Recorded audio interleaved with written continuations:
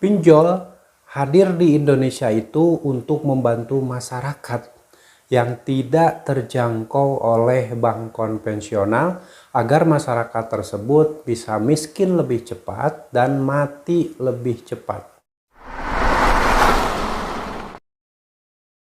Assalamualaikum warahmatullahi wabarakatuh. Selamat sore teman-teman semuanya. Apa kabar Anda hari ini? Saya harap kalian masih dalam keadaan sehat walafiat dan tentunya selalu dalam lindungan Allah Subhanahu wa taala. Amin ya rabbal alamin. Nah, kali ini kita akan bahas mengenai statement yang menyatakan bahwa pinjol dihadirkan di Indonesia itu untuk membantu masyarakat yang tidak terjangkau oleh bank konvensional. Salah satunya yaitu membantu masyarakat agar bisa miskin lebih cepat dan hancur lebih cepat.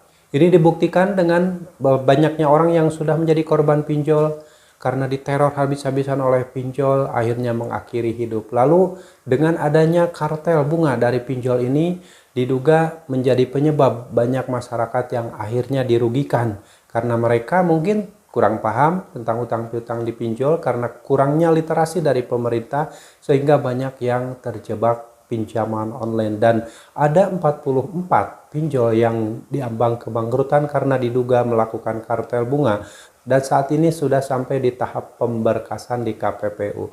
Buat teman-teman yang penasaran, silahkan disimak video ini sampai selesai. Mudah-mudahan video ini ada manfaatnya buat teman-teman semuanya dan bisa memotivasi agar kalian tidak usah takut lagi ketika meminjam uang di pinjol. Tidak mampu bayar, gagal bayarkan, itu adalah solusi yang paling efektif agar kalian tidak berpotensi terjerat utang pinjol yang semakin besar. Dan buat teman-teman yang saat ini sudah gagal bayar di pinjol, saya ucapkan selamat karena faktanya orang-orang yang gagal bayar di pinjol itu hidupnya lebih baik insya Allah dibandingkan dengan orang-orang yang saat ini masih rajin membayar utang pinjol, setia jadi budak pinjol, endingnya pasti gagal bayar, endingnya pasti menyesal, endingnya pasti hancur, bahkan endingnya ada yang sampai mengakhiri hidup. Jadi berhati-hati ya buat teman-teman yang saat ini masih merasa saya membutuhkan berutang di pinjol, padahal itu hanya tahap awal-awal, endingnya Anda pasti dimiskinkan oleh pinjaman online tersebut. Oke, terkait statement yang menyatakan bahwa pinjol hadir di Indonesia ini adalah salah satu cara untuk membantu perekonomian masyarakat yang tidak terjangkau oleh bank konvensional, tapi faktanya yang terjadi di lapangan banyak masyarakat yang tidak paham akhirnya terjerat utang pinjol dan miskin lebih cepat, bahkan ada yang sampai mati lebih cepat. Itu terjadi di beberapa kota beberapa tahun yang lalu, dan yang terbaru terjadi di kota Tangerang ya, di mana ada satu keluarga yang mengakhiri hidup akibat terjerat utang pinjol dan diteror habis-habisan. Tetapi sampai saat ini kasusnya tidak sampai bisa terdengar dengan transparan ya, cuman ada selentingan kabar bahwa itu dilakukan oleh salah satu pinjol besar yang sudah berizin. Tetapi ya kita tahu kasus ini apakah terus berlanjut atau tidak. Jadi kita yang waras itu sebagai masyarakat ngalah aja, karena kalaupun kita ngotot pinjol yang salah atau itu tidak akan ini, karena pinjol itu dihadirkan di Indonesia dan dilindungi oleh pemerintah, diberi izin oleh pemerintah untuk beroperasi dan membantu masyarakat kecil atau masyarakat yang tidak terjangkau oleh bank konvensional agar miskin lebih cepat. Salah satu yang menyebabkan masyarakat bisa menjadi miskin lebih cepat ketika berutang di pinjol, yaitu di mana beberapa waktu yang lalu ada kabar tentang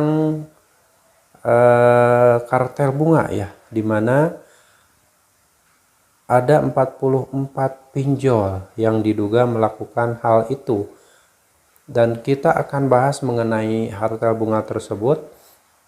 Dan kasus ini menurut kabar sedang dalam proses pemberkasan di KPPU ya.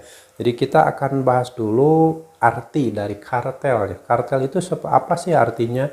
Kartel adalah perjanjian antara beberapa perusahaan atau pengusaha untuk membatasi persaingan dan meningkatkan keuntungan. Nah, dalam hal ini pinjol cara meningkatkan keuntungannya itu dengan cara menaikkan bunga. Nah, menaikkan bunganya seperti apa?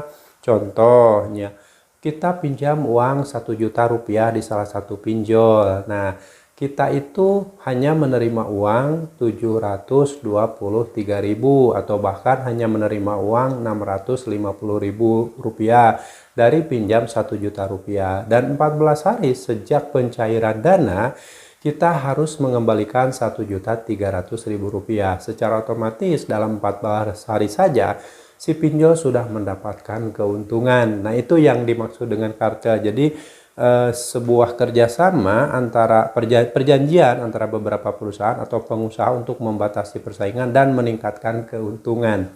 Nah, si pinjol seperti itu. Bagaimana caranya menjalankan usahanya agar mendapatkan keuntungan sebesar-besarnya dari nasabahnya. Sementara nasabahnya kan tidak tahu dan si pinjol tidak transparan secara 100% tentang persentase bunga, biaya layanan, dan banyak nasabah yang meminjam uang di pinjol itu kaget ketika meminjam uang di pinjol 1 juta rupiah, lalu yang cair 650.000 itu kan pasti kaget. Walaupun di situ sebelum kita mengklik ajukan pasti ada rinciannya misalkan pinjam 1 juta yang diterima 650.000, tapi karena nasabah ini sudah terlanjur mengakses pinjol tersebut, akhirnya ya sudah, daripada akhirnya dibatalkan dan mungkin karena dia butuh uang terpaksa gitu karena diterapkan bunga seperti ya udah diajukan. Itu kebanyakan seperti itu karena tadinya mindset nasabah itu pinjam 1 juta, cair 1 juta, yang dikembalikan ke pinjol itu 1.300.000 rupiah. Jadi harapannya bunganya hanya 300.000 rupiah dari pinjam 1 juta rupiah tersebut. Tetapi setelah dilakukan peminjaman ternyata yang diterima hanya 650.000 rupiah atau bahkan ada yang 723.000 rupiah dan dikembalikan ada 1.300.000 rupiah, ada yang dikembalikan 1.500.000 rupiah dalam waktu 14 hari. Singkat sekali sehingga pasti orang berpikir, dalam waktu 14 hari saya nggak mungkin mengembalikan. Akhirnya banyak yang terjerat dan akhirnya digiring untuk gali lubang tutup lubang ya. Lalu kita lanjut. Kartel merupakan perilaku anti persaingan yang dilarang oleh undang-undang. Nah, jadi kartel ini dilarang oleh undang-undang, di mana ketika pinjol melakukan kartel dan mencari keuntungan sebesar-besarnya itu sebenarnya dilarang oleh undang-undang. Nah, ciri-ciri kartel. Terdapat persekongkolan antara beberapa pengusaha, yaitu melibatkan para senior eksekutif dari perusahaan yang terlibat. Biasanya dengan menggunakan asosiasi untuk menutupi kegiatan mereka. Nah, menggunakan asosiasi untuk menutupi kegiatan mereka. Kita tahu pinjol-pinjol OJK ini di bawah naungan Asosiasi Fintech Pendanaan Bersama Indonesia. Jadi mereka itu dilindungi oleh API dan API selalu menyampaikan bahwa pinjol-pinjol yang di bawah naungan API itu sudah melaksanakan sebagaimana yang sudah diatur dalam SEOJK ataupun POJK yang sudah ditetapkan di Otoritas Jasa Keuangan. Pasti seperti itu. Kalaupun terjadi pelanggaran, AFPI atau asosiasi pasti akan melindungi pinjol-pinjol mereka. Siapa sih yang mau perusahaannya hancur? Makanya terus dilindungi walaupun kita tahu banyak terjadi pelanggaran ya. Ciri-ciri yang lain, membatasi produksi, pengendalian harga dan alokasi pangsa pasar, lalu membagi pasar dengan mengalokasikan pelanggan, pemasok, wilayah atau jalur perdagangan. Dampak dari kartel ini, jadi ada dampaknya.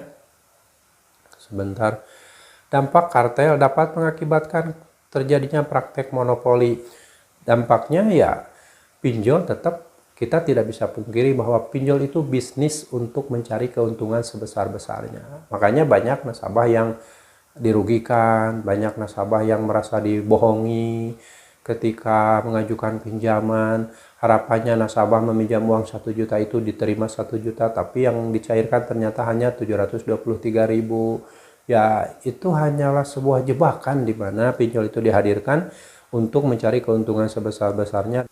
Jadi itulah teman-teman, makanya pinjol dihadirkan di Indonesia oleh pemerintah itu untuk membantu masyarakat yang tidak terjangkau oleh bank konvensional agar masyarakat tersebut miskin lebih cepat, bahkan ada yang sampai mati lebih cepat. Jadi buktikan dengan dimana antara pinjol-pinjol yang satu dengan pinjol yang itu sudah bekerja sama untuk mencari keuntungan sebesar-besarnya, melakukan monopoli, dan hal itu sebenarnya dilarang undang-undang. Tetapi kan karena pinjol-pinjol ini di bawah asosiasi yang melindungi mereka, sehingga tetap sampai saat ini si pinjol-pinjol ini masih beroperasi. Walaupun kita tahu ya, pelanggaran-pelanggaran yang dilakukan oleh pinjol itu banyak sekali. Tapi ya gimana lagi, karena pinjol ini dilindungi oleh pemerintah, ya kita masyarakat hanya bisa berhati-hati saja untuk tidak tergiur dalam meminjam uang di pinjol, seperti tergoda dengan iklan-iklan pinjol yang menipu, tergoda dengan iklan-iklan pinjol yang seolah-olah itu menawarkan kemudahan,